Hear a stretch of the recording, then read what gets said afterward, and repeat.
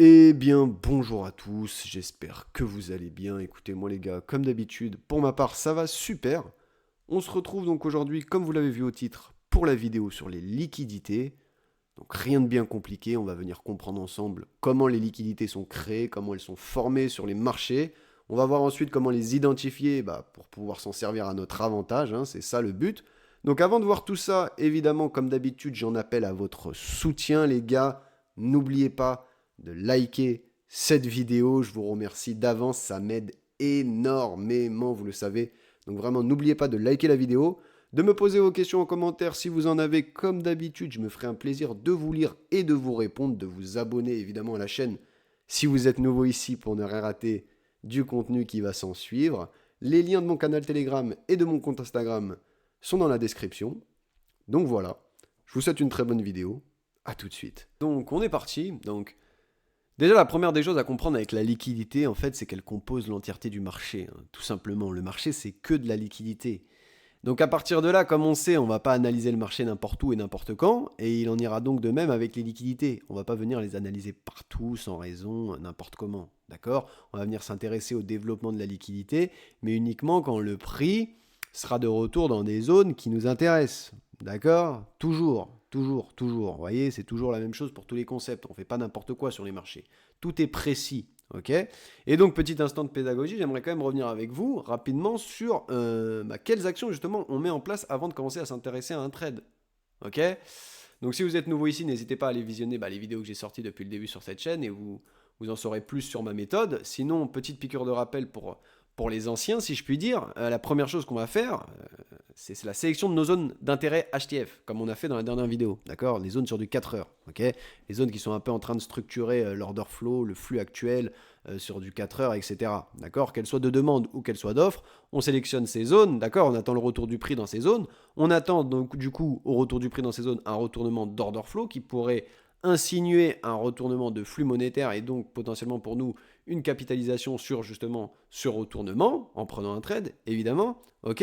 Donc une fois que cet order flow, ce retournement d'order flow a lieu dans notre zone d'intérêt HTF, eh ben on sait que de par ce retournement d'order flow, on va désormais avoir deux zones d'intérêt, donc potentiellement le flip et l'extrême, ou uniquement l'extrême comme on l'a vu dans la dernière vidéo. Bref, ce retournement d'order flow va nous offrir nos zones d'intérêt. Et donc, à partir du moment où on a sélectionné nos zones d'intérêt, qui sont à l'origine du retournement d'order flow dans notre zone d'intérêt HTF, justement, c'est là qu'on va commencer à s'intéresser au développement de la liquidité, d'accord, durant le retour et à l'intérieur de ces zones, pour justement comprendre si oui ou non elles sont intéressantes ou pas, parce que c'est la liquidité qui va nous en dire aussi beaucoup sur la pertinence des zones et justement sur le fait que l'on prenne un trade ou non. D'accord? C'est le comportement du prix qui va nous permettre d'en savoir un peu plus si oui ou non ça nous intéresse de pouvoir prendre une position. D'accord? Et c'est justement ce qu'on va voir aujourd'hui grâce au schéma et grâce aux exemples sur les graphiques juste en dessus. Donc on se retrouve tout de suite devant le schéma. Ok, donc maintenant vous savez que représente ce schéma. C'est tout simplement le retour du prix dans une zone d'offre higher time frame qui s'ensuit d'un retournement d'order flow. D'accord? Bearish donc pertinent qui nous offre une zone d'intérêt dans laquelle on va attendre le retour du prix pour pouvoir capitaliser sur la continuité du flux baissier. D'accord? Maintenant, donc, comme vous le savez, si vous avez déjà entendu un peu parler de liquidité, on va avoir tous ces schémas de liquidité en equal high, equal lows, d'accord? Trendline, ok? Euh, tous les setups des retail, ça va être de la liquidité, mais l'important, c'est pas de comprendre ça. D'accord? L'important, c'est pas de comprendre ça. Ça va pas te rendre un as du marché ni de la liquidité de comprendre qu'il y a des equal lows ou des equal highs sur le marché. D'accord? C'est pas avec ça que tu vas trader. L'important pour toi, c'est de comprendre les deux faces des banques. La première, c'est la collectivité de liquidité, donc la collecte des liquidités des banques avant de créer leur mouvement. Et la seconde, c'est les liquidités disponibles justement pour soutenir ce mouvement. Les liquidités à les chasser, à les target de par ce mouvement.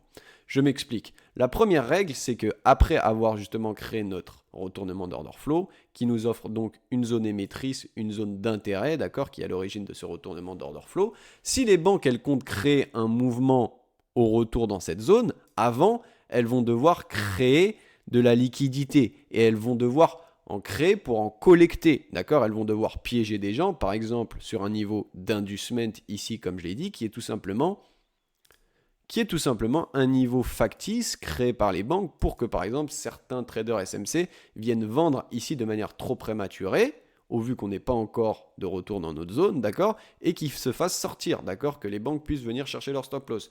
Donc ça, déjà, premièrement, c'est une collecte de liquidité des banques. Des niveaux d'inducement, on avait ici et ici aussi, d'accord.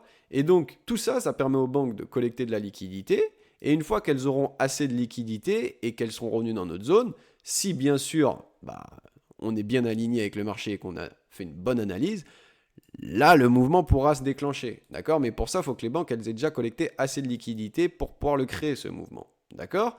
La deuxième, c'est qu'évidemment, une fois qu'elles ont collecté assez de liquidités pour créer le mouvement qu'elles veulent, il faut que sur le passage de ce mouvement, désormais, il y ait des liquidités à aller chercher, à aller chasser, d'accord? Et donc, ces liquidités à aller chasser, ça peut être comme là, par exemple, je l'ai schématisé, hop, ici, on a collecté assez de liquidités avec les niveaux d'inducement, par exemple, on est revenu dans notre zone et désormais, les liquidités à aller chasser, c'est par exemple cette trendline, d'accord, cette mitigation, moi j'appelle ça mitigation parce que c'est une contraction du prix, d'accord, c'est une contraction du prix qui crée une trendline en dessous, d'accord, donc voilà, vous l'appelez trendline, mitigation, peu importe. Vous voyez qu'ici, du coup, on a de la liquidité à aller chercher, ok, on a des equal lows à aller chercher, on a aussi ici des lows et de la mitigation à venir chercher avec ce mouvement qui part de notre zone d'intérêt à la suite de la collectivité de liquidité. La collectivité, bon, vous me comprenez, la collecte de liquidité. D'accord? Et c'est ça qui est très important de comprendre. Ok?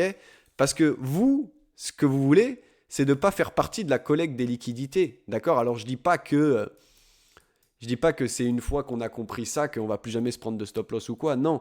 Mais déjà la base, c'est que une fois que vous avez votre retournement d'order flow ici, que vous avez sélectionné votre zone d'intérêt comme on l'a vu dans la dernière vidéo, vous partez des graphiques, vous mettez une alerte ici, d'accord? Vous mettez une alerte juste en dessous de votre zone, juste à l'entrée de votre zone d'intérêt, et vous attendez que le prix revienne dans cette zone après avoir pris de la liquidité, d'accord? Parce que si vous, je sais pas, vous êtes impatient et vous attendez pas le retour dans votre zone, vous commencez à par exemple trader ici ou trader ici, vous allez faire partie de la collecte de liquidité et au final, vous allez vous retrouver comme un con, votre mouvement que vous attendiez, il va avoir lieu bien dans la zone que vous aviez sélectionnée, mais vous n'avez pas été assez patient pour attendre le retour dans cette zone.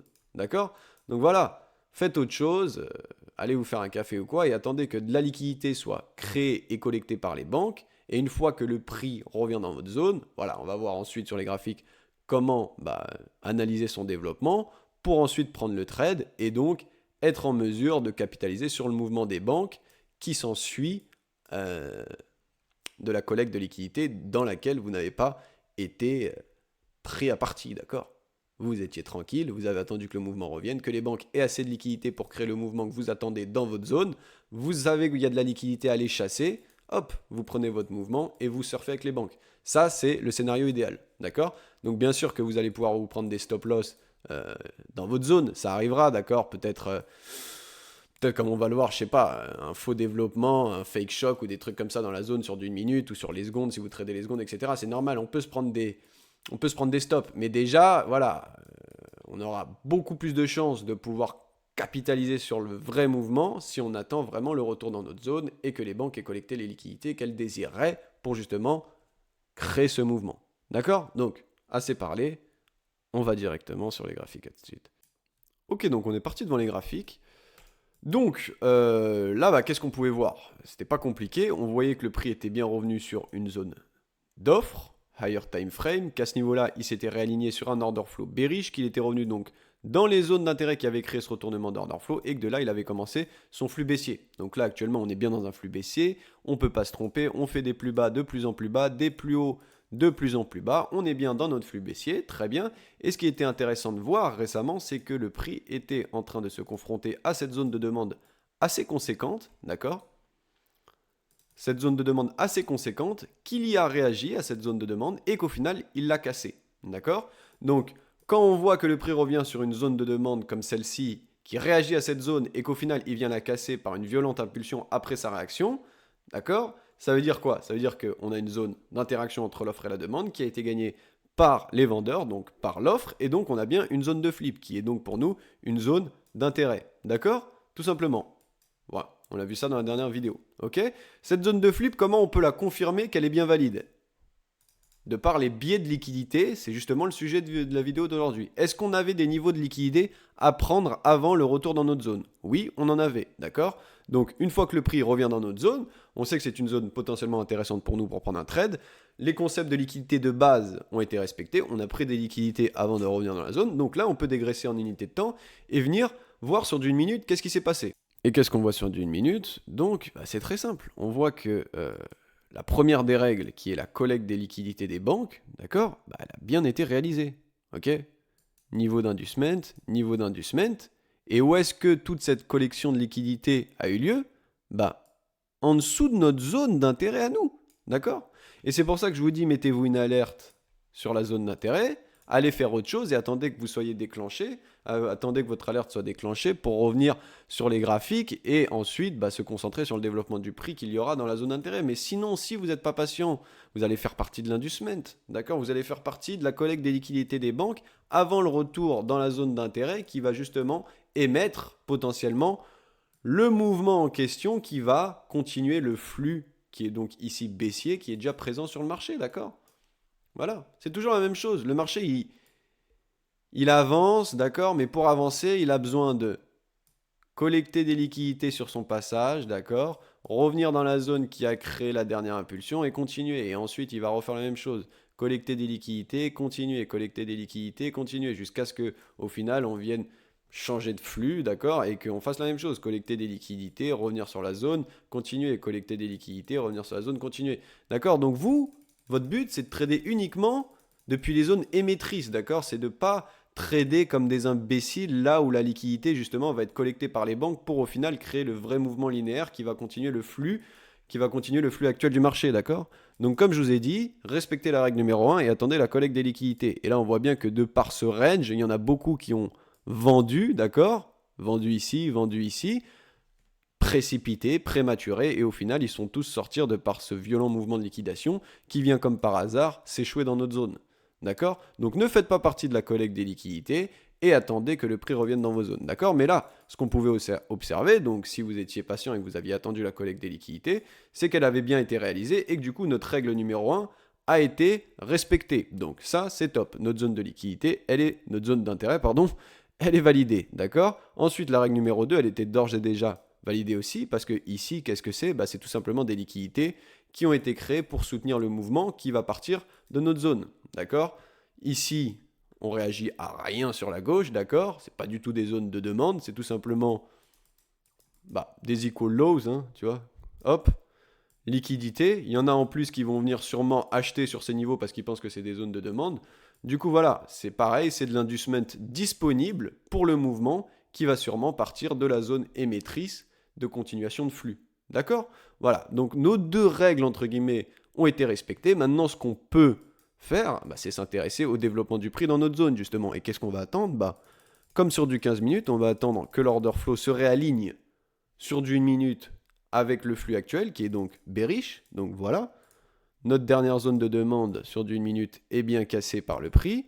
Donc on a un réalignement de l'order flow à ce niveau. Très bien. Qu'est-ce que ce réalignement de l'order flow nous offre? Comme on l'a vu dans la dernière vidéo, il nous offre deux zones, qui est la zone de flip, d'accord?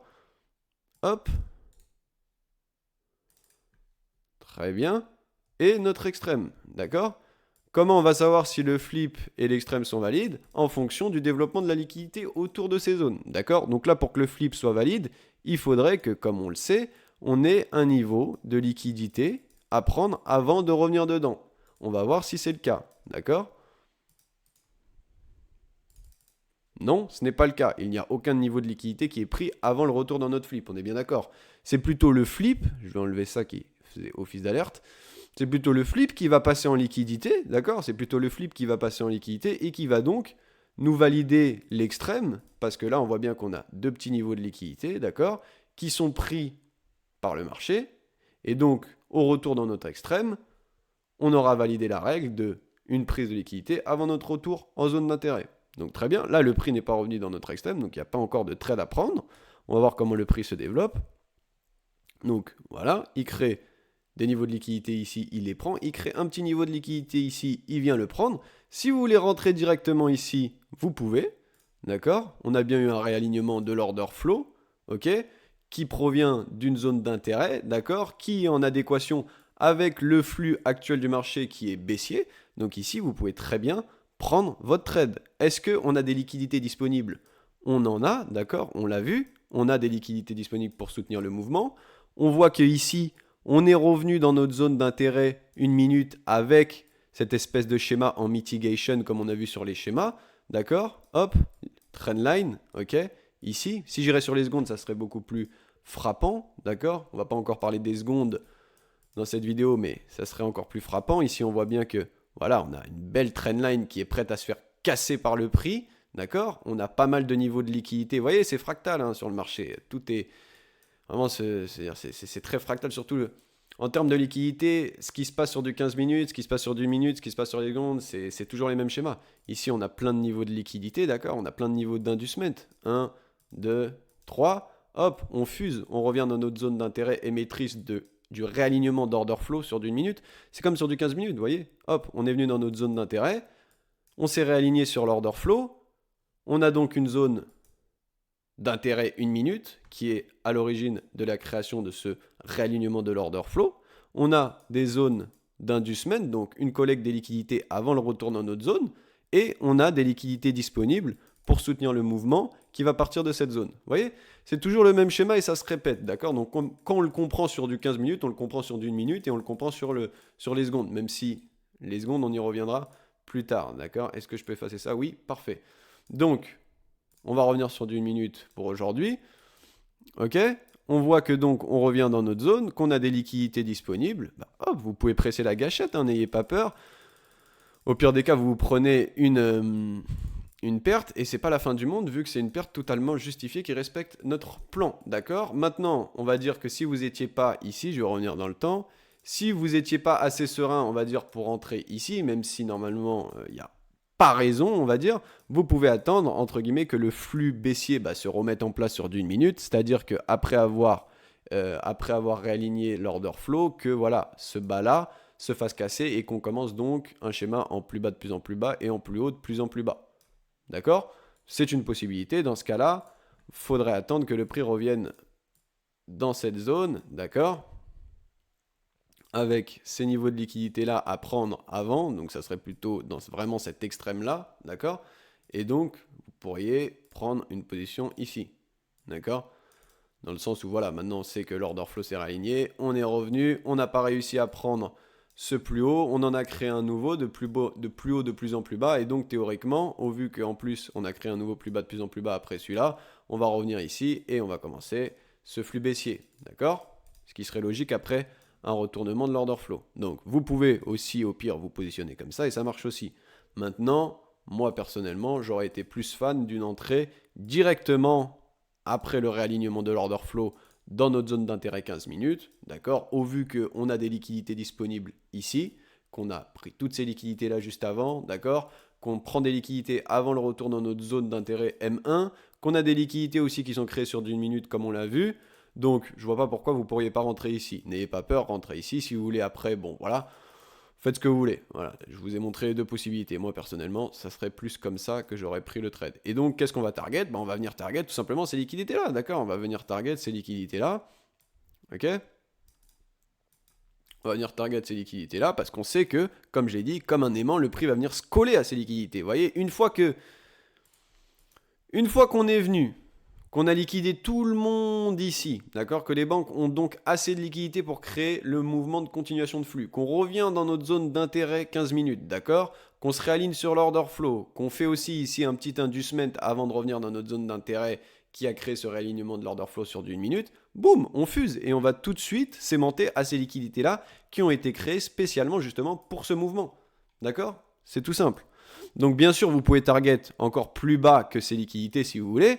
Maintenant, on va rester prudent et on va dire que le mieux, en tout cas, si vous voulez, c'est déjà d'avoir un TP1 ici. D'accord? Après, si vous voulez, par exemple, aller plus loin, après, en ayant pris des partiels ici, libre à vous. Voilà. En tout cas, vous voyez que déjà ici, vous aviez eu un beau RR et que, voilà, il n'y a pas eu trop de turbulence. Hein. Une fois que vous êtes rentré en position, ça a fusé. D'accord? Donc voilà.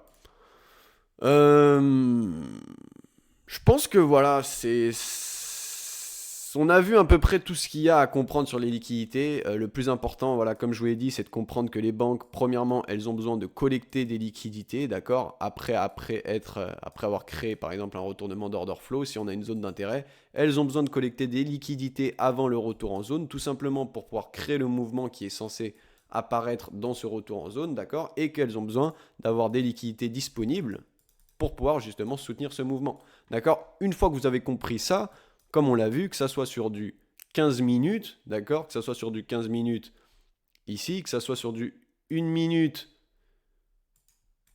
dans ces niveaux, ou que ça soit sur du 5 secondes, comme même on est allé voir, c'est toujours la même chose, d'accord? C'est toujours, voilà, création d'une zone d'intérêt, ok?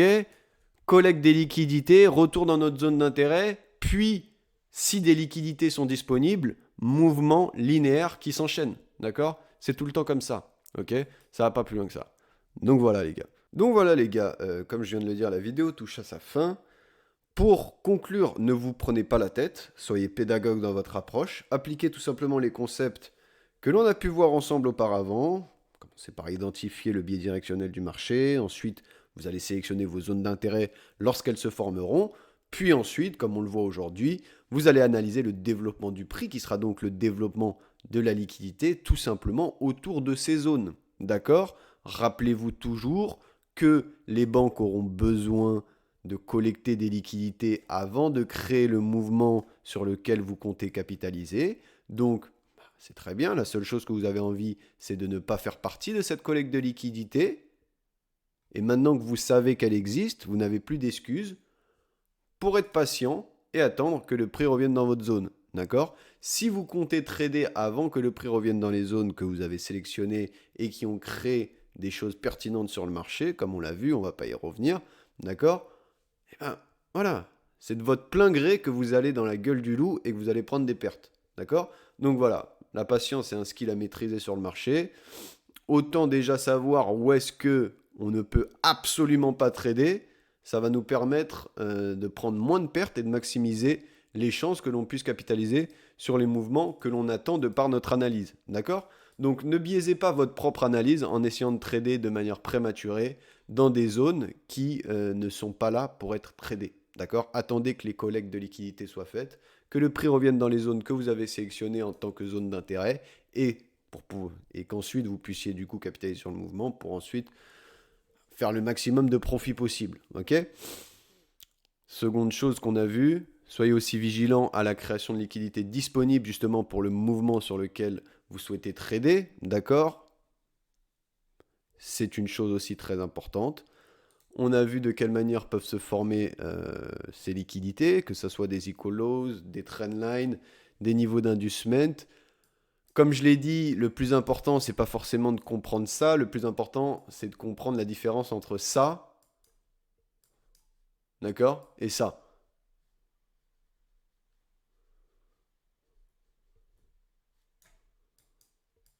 Ok?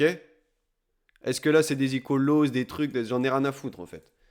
L'important, c'est de comprendre que là, on a les deux mêmes scénarios, les deux mêmes zones d'intérêt potentielles, sauf que ici, le prix ne crée aucune liquidité avant de revenir dans notre zone. Ça veut dire que il n'y a pas moyen qu'un mouvement puisse démarrer de la zone en question.